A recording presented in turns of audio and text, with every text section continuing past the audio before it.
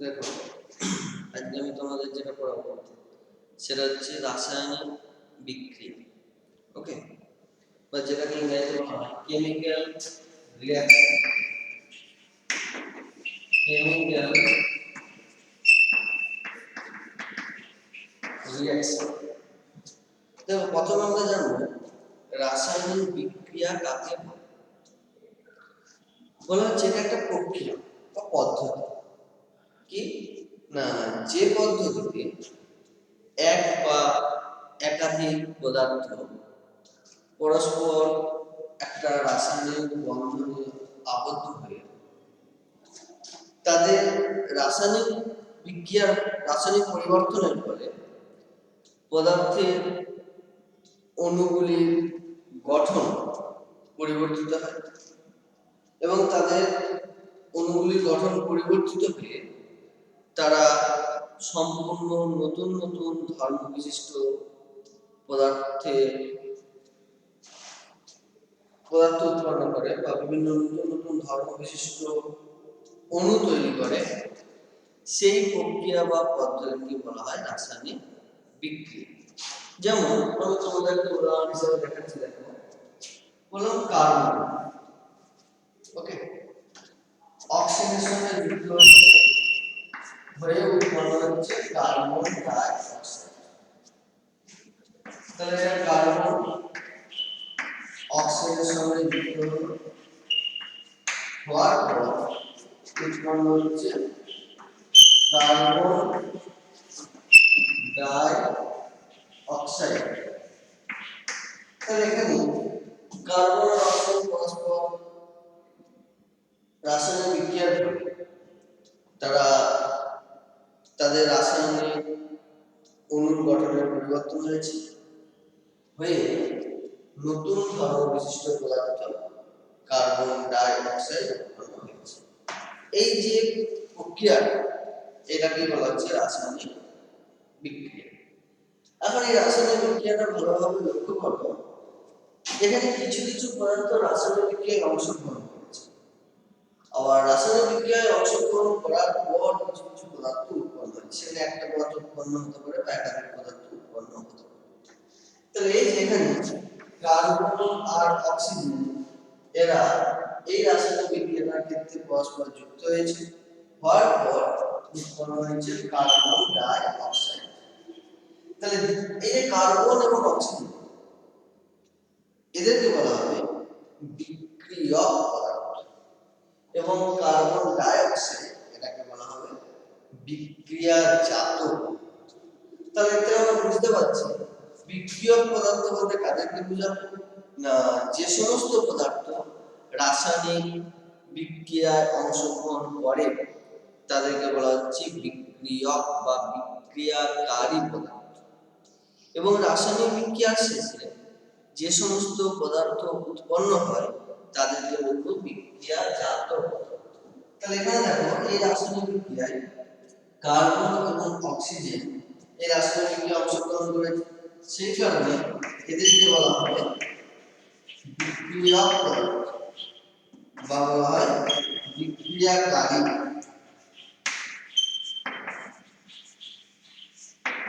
বিক্রিয়াকারী পদার্থ। আর এক্ষেত্রে দেখো বিক্রিয়ার পরে উৎপন্ন হয়েছে কি কার্বন ডাই অক্সাইড, সুতরাং এটাকে বলবো বিক্রিয়াজাত পদার্থ।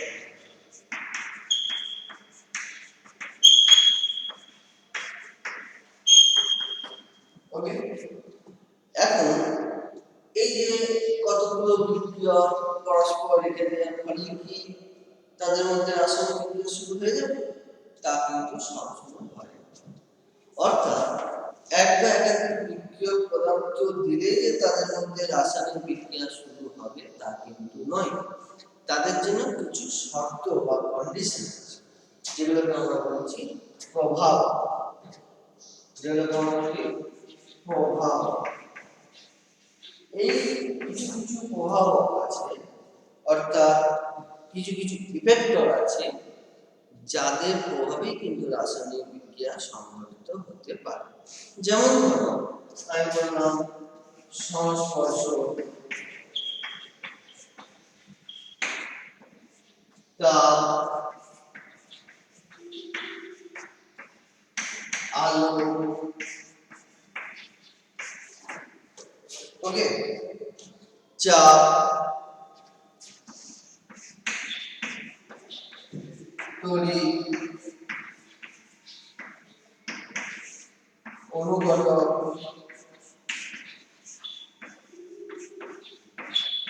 এই সমস্ত পাবে।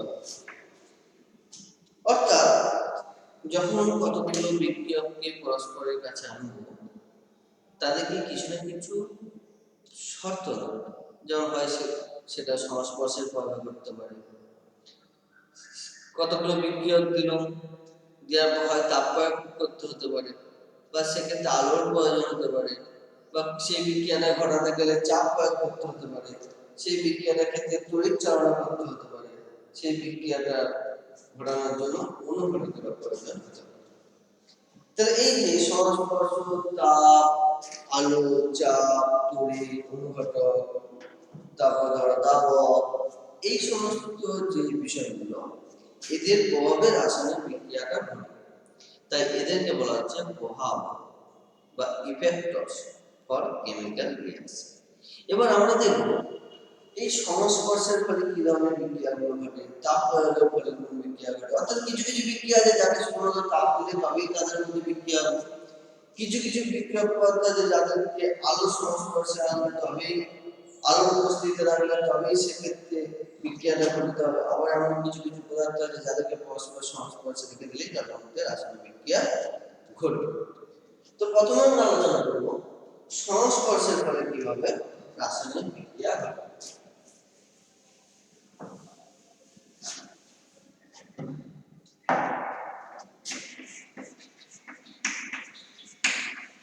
সংস্পর্শ মানে কি হচ্ছে, বিক্রিয়ক পদার্থগুলোকে পরস্পরের সংস্পর্শে আনলেই কিন্তু রাসায়নিক বিক্রিয়া ঘটে।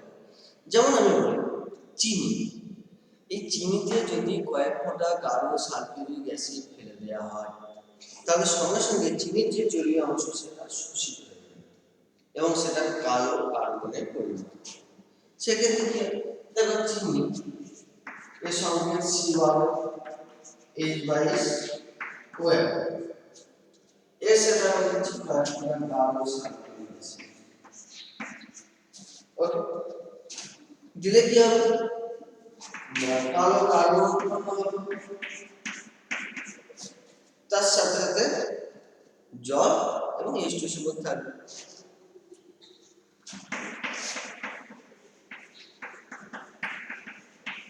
তাহলে এই রাসায়নিক বিক্রিয়াটা ঘটবে।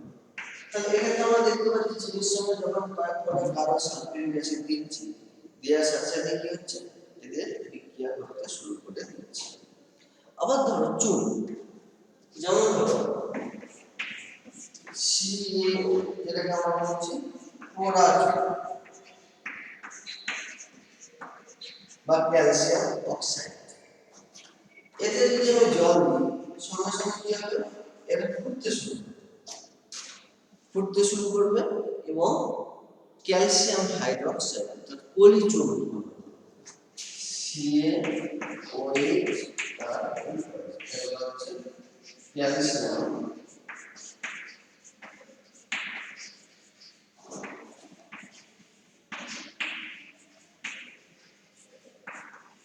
হাইড্রোক্সাইড বা যেটাকে আমরা বলছি পলিচুন উৎপন্ন। তাহলে এই যে বিক্রিয়াগুলো দেখলাম, এক্ষেত্রে কি না, যেমন এটা ক্ষেত্রে দিচ্ছি চিনির সাথে গাঢ় সালফিউরিক অ্যাসিড মিশিয়ে দিলে বিক্রিয়া ঘটছে। আবার 2 নম্বরটার ক্ষেত্রে দেখছি পোড়া চুনাতে ক্যালসিয়াম অক্সাইডের সাথে জল মিশিয়ে দিলে এদের মধ্যে রাসায়নিক বিক্রিয়া ঘটে নতুন নতুন পদার্থ উৎপন্ন হচ্ছে। তাহলে এগুলো আমাদের সংস্পর্শের প্রভাবে ঘটে থাকে।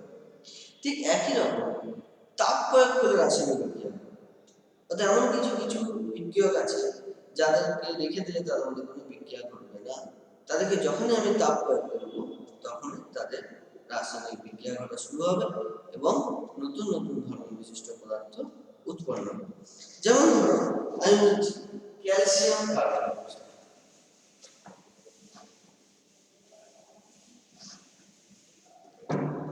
দেখো তাপের প্রভাবে কি হবে, ধরো যেটা তোমার কাছে চুন হয় ক্যালসিয়াম কার্বনেট, এটাকে যদি আমি তাপ দিই, যখনই তাপ দেবো এই যে ডেল্টা এটা তাপের চিহ্ন প্রকাশ করা হয়। এই যে ক্যালসিয়াম কার্বনেট একে যখনই আমরা তাপ দেব তখন এর রাসায়নিক বিক্রিয়া করতে শুরু করবে এবং এর অণুর গঠনের পরিবর্তন হবে, হয়ে নতুন নতুন ধর্ম বিশিষ্ট পদার্থ যেমন ক্যালসিয়াম অক্সাইড এবং কার্বন ডাই অক্সাইড। ওকে, তাহলে এটা আমরা বলতে এখন এই যে কার্বন ডাই অক্সাইড কিন্তু প্রত্যেকটা দিচ্ছি, এটা আমরা হচ্ছে গ্যাস, গ্যাসকে উপর দিয়ে উঠে যায়, সে কারণে এটাকে আমরা উপর দিয়ে দিচ্ছি দিয়ে প্রকাশ করি। আর যদি কোনো কিছুকে নিচে দিয়ে দিচ্ছি না তার মধ্যে তাহলে সেটা থিতিয়ে পড়ছে, তার নিচে জমে যাচ্ছে, থিতিয়ে যাচ্ছে। ওকে, ঠিক একই রকম আমরা দেখব আলোর প্রভাবে কি ধরনের রাসায়নিক বিক্রিয়াগুলো ঘটে থাকে। আলোর প্রভাবে দেখো আমরা প্রথমেই বলতে পারি আমাদের উদ্ভিদের যে সালোক সংশ্লেষ প্রক্রিয়া, উদ্ভিদের যে সালোক সংশ্লেষ প্রক্রিয়া হয় সেক্ষেত্রে কিন্তু আলো অবশ্যই গুরুত্বপূর্ণ। এই সালোক সংশ্লেষ প্রক্রিয়ায় উদ্ভিদ ও কিছু কিছু ব্যাকটেরিয়া কি করে সূর্যের আলোকে রাখা যায়। উদ্ভিদ মূলের সাহায্যে মাটির তলা থেকে জল, খনিজ লবণ শোষণ করে। তাদের পাতায় উপস্থিত ক্লোরোফিল এবং সূর্যালোকের উপস্থিতিতে তারা একটা রাসায়নিক বিক্রিয়া ঘটায়। সেক্ষেত্রে এই যে আলোক শক্তিটা তারা রাসায়নিক শক্তিতে রূপান্তরিত হয়। সেক্ষেত্রে কি হয় 6CO2 অর্থাৎ কার্বন ডাই অক্সাইড এবং জল এদের মধ্যে একটা রাসায়নিক বিক্রিয়া ঘটে উৎপন্ন হয় গ্লুকোজ C6H12O6 প্লাস উৎপন্ন হয় অক্সিজেন। তাহলে এই যে বিক্রিয়াটা বললো যেটা আমরা সালোক সংশ্লেষ বিক্রিয়া থাকে জীবন বিজ্ঞানে আমরা করে থাকি, তো এই বিক্রিয়াটার ক্ষেত্রে আলো অবশ্যই প্রয়োজন। তাহলে এটা আলোর প্রভাব বলবো। আবার একই রকম আমরা বলি তোরা হাইড্রোজেন এবং ক্লোরিন গ্যাস এদেরকে যদি আমি মিশিয়ে দিয়ে যদি একটা অন্ধকার ঘরের মধ্যে রাখা হয় তাহলে এদের মধ্যে কোনো বিক্রিয়া ঘটবে না। তা কখন ঘটবে না, যদি এই মিশ্রণটিকে অর্থাৎ এই হাইড্রোজেন এবং ক্লোরিন গ্যাসের মিশ্রণটিকে যদি আমরা সূর্যালোকে রেখে দিই অর্থাৎ সূর্যের উপস্থিতিতে, তখন তাদের একটা বিস্ফোরণ সহ রাসায়নিক বিক্রিয়া ঘটে এবং উৎপন্ন হয় হাইড্রোজেন ক্লোরাইড গ্যাস। দেখা যায় কি ঘটনাটা ঘটছে H2 প্লাস হাইড্রোজেন এরা কিন্তু অন্ধকারে বিক্রিয়া করতে পারছে না। এদের বিক্রিয়ার জন্য প্রয়োজন হচ্ছে কি না, এদের বিক্রিয়ার জন্য আমাদের সূর্যালোকের প্রয়োজন।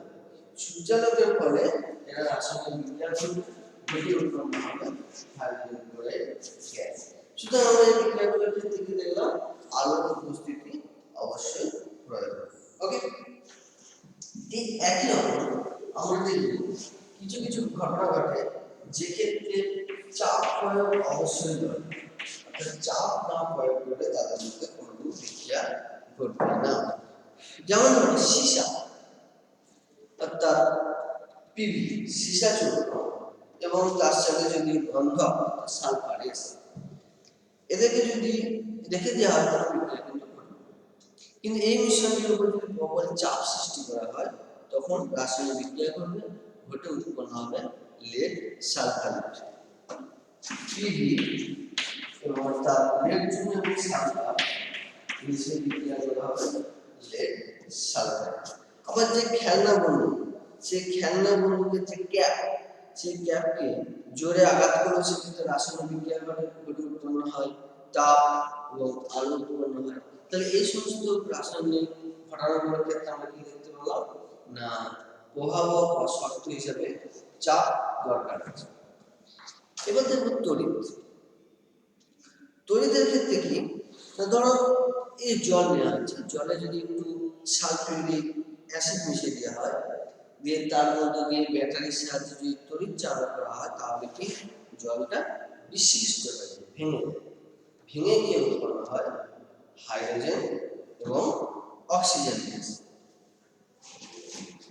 তাহলে সেক্ষেত্রে আমাদের যদি তড়িৎ না দিতাম তাহলে কিন্তু জল এবং হাইড্রোজেন এবং অক্সিজেন গ্যাস উৎপন্ন হতো।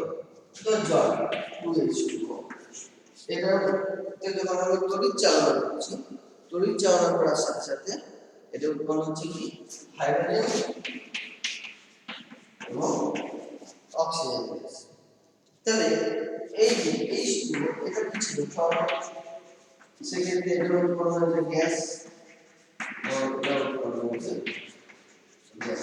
তাহলে এই বিক্রিয়াটার ক্ষেত্রে আমরা দেখছি কি তড়িৎ অবশ্যই প্রয়োজন। এবার দেখো অনুঘটক।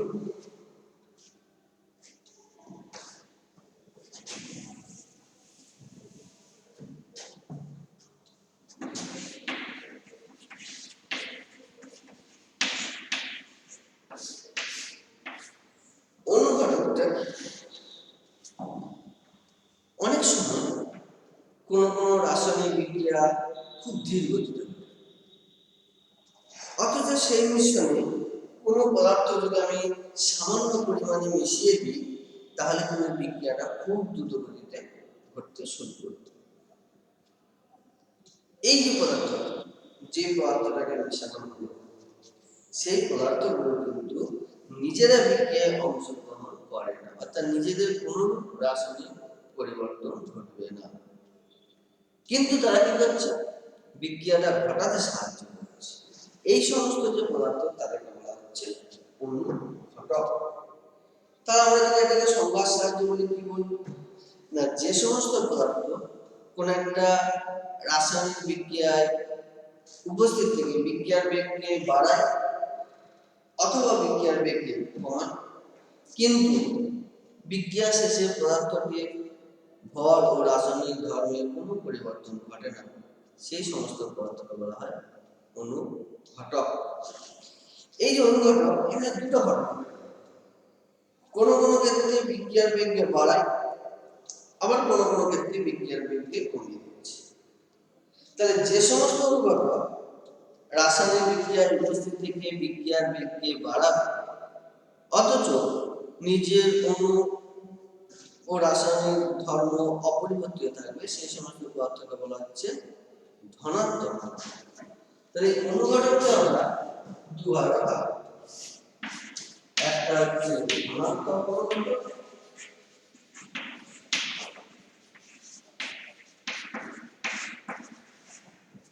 আর একটা হচ্ছে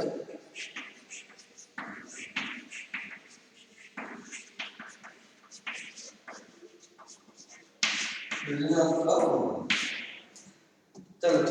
অনুঘটক কি করছে, এরা বিক্রিয়ায় উপস্থিত থেকে বিক্রিয়ার বেগকে বাড়িয়ে দিচ্ছে, বৃদ্ধি করছে, কিন্তু বিক্রিয়া শেষে নিজের মূল গঠন ও রাসায়নিক ধর্ম অপরিবর্তিত থাকছে, সেই সমস্ত পদার্থকে বলবো আমরা ধনাত্মক অনুঘটক। সাপোজ তোমাদের আমি একটা এক্সাম্পল, যখন পটাশিয়াম ক্লোরাইড থেকে অক্সিজেন তৈরি হয়, তারপর বললাম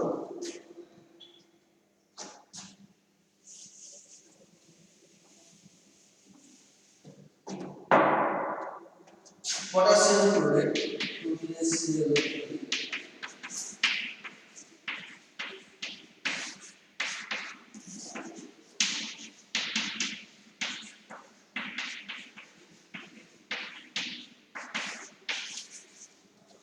পটাশিয়াম ক্লোরাইড থেকে আমরা যখন অক্সিজেন প্রস্তুত করছি তখন পটাশিয়াম ক্লোরাইডকে প্রায় 600 ডিগ্রি সেলসিয়াস উষ্ণতায় উত্তপ্ত করতে হয়, সেক্ষেত্রে প্রায় 600 ডিগ্রি সেলসিয়াস উষ্ণতায় উত্তপ্ত এবং উত্তপ্ত করলে হবে না, সেক্ষেত্রে করার সাথে বেশ কিছুক্ষণ আমাদের সময় লাগে, তারপর আস্তে আস্তে অক্সিজেন উৎপন্ন হতে থাকে।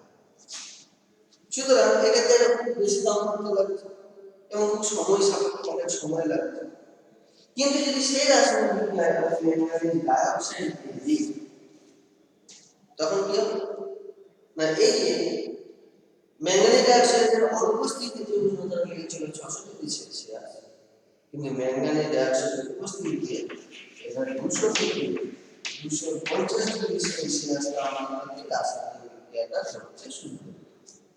শুধু তাই নয়, যখন এই MnO2 অনুপস্থিতি ছিল তখন বিক্রিয়াটা করতে অনেকক্ষণ সময় লেগেছে, কিন্তু যখনই MnO2 দিয়ে দিলাম তখন বিক্রিয়াটা প্রথমত খুব কম ঘনতার প্রয়োজন হবে এবং সেক্ষেত্রে খুব তাড়াতাড়ি বিক্রিয়াটা ঘটে অক্সিজেন উৎপন্ন করবে। সুতরাং আমরা দেখতেই পাচ্ছি বিক্রিয়াটা খুব তাড়াতাড়ি ঘটছে, কিন্তু MnO2 বিক্রিয়ার আগে এবং পরে এই যে অপরিবর্তিত আছে।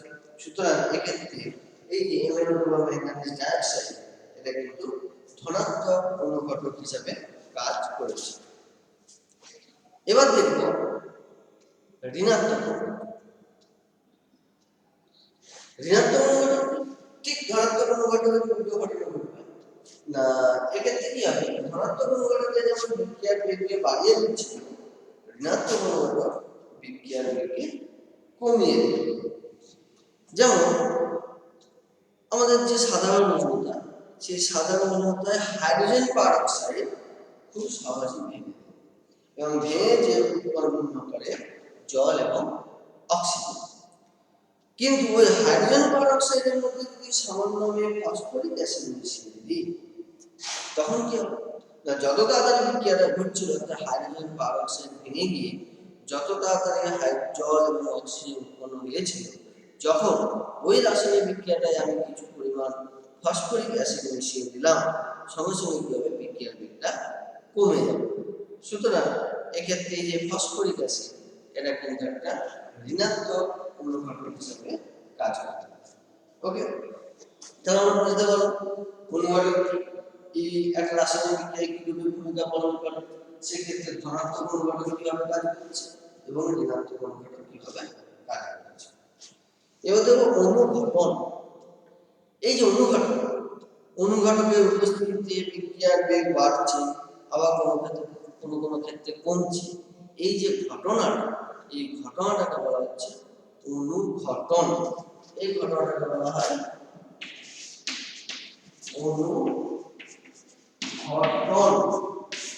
আর যে পদার্থটা প্রয়োজন হচ্ছে সেই পদার্থটাকে বলা হচ্ছে অনুঘটক।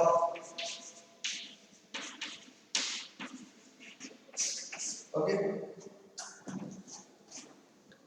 এখন এই অনুঘটক যে আমরা করলাম, এই অনুঘটকের বেশ কিছু বৈশিষ্ট্য আছে। কি রকম বৈশিষ্ট্য না, এক নম্বর আমরা সংখ্যাটাকে দেখতে পেলাম কি না, এরা রাসায়নিক বিক্রিয়ায় উপস্থিত থাকে থেকে বিক্রিয়ার বেগকে বাড়ায় বা কমায়, কিন্তু নিজে রাসায়নিক বিক্রিয়ার ক্ষেত্রে অপরিবর্তিত থাকে, অর্থাৎ নিজের কোনো অণু বা রাসায়নিক ধর্ম কোনো পরিবর্তন হয় না। এবার আমরা দেখব জৈব অনুঘটক, যেমন উৎসেচক বা এনজাইম। তবে এই জীব কোষে, আমাদের জীবেদের কোষে বেশিরভাগ রাসায়নিক বিক্রিয়া যে ঘটে সেক্ষেত্রে কিন্তু বিশেষ ধরনের জৈব অনুঘটক বা যেটাকে ইংরেজিতে বলা হয় এনজাইম এদের প্রয়োজন। আমি কিছু কিছু ঘটনার উদাহরণ বলছি যে ক্ষেত্রে দেখব কিভাবে জৈব অনুঘটক কাজ করছে। ধরো একটা পাত্র নিলে, সেই পাত্রে কিছুটা হাইড্রোজেন পারঅক্সাইড নিয়ে তাতে জল মেশাবে, দেখতে পাবে বেশ কিছুক্ষণ পর ধীরে ধীরে বুদবুদ আকারে অক্সিজেন নির্গত হচ্ছে। এবার ওই দ্রবণটাকে একটি সদ্য আলুকে কেটে, তারটা আলুকে সদ্য কেটেছো, কেটে সেই কাটা আলুকে আলু টুকরোটা ওইখানে দিয়ে দেখবে খুব তাড়াতাড়ি অক্সিজেন বুদবুদ বের হচ্ছে। তাহলে বুঝতে পারছো এর আলুর মধ্যে কিছু না কিছু একটা এনজাইম আছে। কি এনজাইম না, আলুর ক্ষেত্রে থাকে ক্যাটালেজ। এই এনজাইম হাইড্রোজেন পারঅক্সাইডকে এর বিয়োজনটাকে খুব তাড়াতাড়ি করে। ওকে, সেক্ষেত্রে কি ঘটনাটা ঘটে না, হাইড্রোজেন পারঅক্সাইড 2H2O খুব তাড়াতাড়ি বের হয়। এই খুব তাড়াতাড়ি বের হয় কারণ আলুর মধ্যে যে ক্যাটালেজ উৎসেচক আছে তার উপস্থিতিতে ভেঙে গিয়ে উৎপন্ন হয় জল এবং অক্সিজেন। তাহলে আমরা এখানে বুঝতে পারলাম কিভাবে জৈব উৎসেচক একটা রাসায়নিক বিক্রিয়াকে তাড়াতাড়ি করতে সাহায্য করে। ঠিক একই রকম ভাবে তরমুজ বা অড়হর ডাল এদের বীজেতে এক ধরনের এনজাইম থাকে, সেটা হচ্ছে ইউরিয়েজ। এরা কি করে না, জলের সঙ্গে বিক্রিয়া ঘটিয়ে এরা অ্যামোনিয়া তৈরি করে। ধরো এটা একটা পরীক্ষা যদি বলি, একটা পাত্রে সামান্য পরিমাণ জল নিলে তাকে ইউরিয়াকে দিয়ে 1 চামচ অড়হর ডালের গুঁড়ো দিয়ে মিনিট 10 রাখবে, দেখবে একটা তীব্র ঝাঁঝালো অ্যামোনিয়ার গন্ধ পায়। এবার ওই দ্রবণটাতে যদি একটু ফিনলফথ্যালিন দিয়ে দেওয়া হয়, তখন দ্রবণের রং গোলাপি। সুতরাং আমরা দেখতে পাচ্ছি এই যে অড়হর ডালে কোনো না কোনো উৎসেচক ছিল, এখানে যে উৎসেচকটা ছিল সেটা হচ্ছে ইউরিয়েজ, এবং তার ফলে ইউরিয়ার সঙ্গে জলের বিক্রিয়া হয়েছে, ঘটে অ্যামোনিয়া উৎপন্ন করেছে। যেমন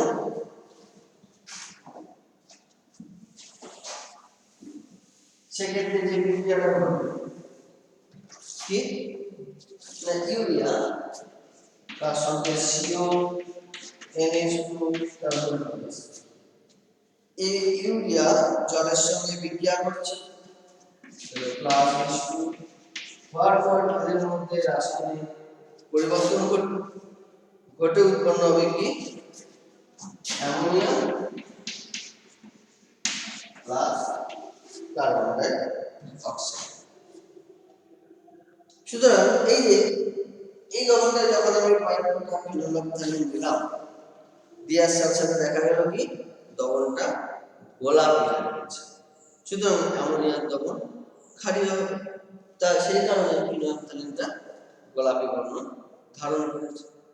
তাহলে বুঝতে পারো কোন একটা রাসায়নিক বিক্রিয়া ঘটার ক্ষেত্রে তার প্রভাবকগুলো, অর্থাৎ সংস্পর্শ, তাপ, আলো, চাপ, তড়িৎ, অনুঘটক, উৎসেচক এরা কিভাবে একটা রাসায়নিক বিক্রিয়াকে ঘটাতে সাহায্য করে। ওকে।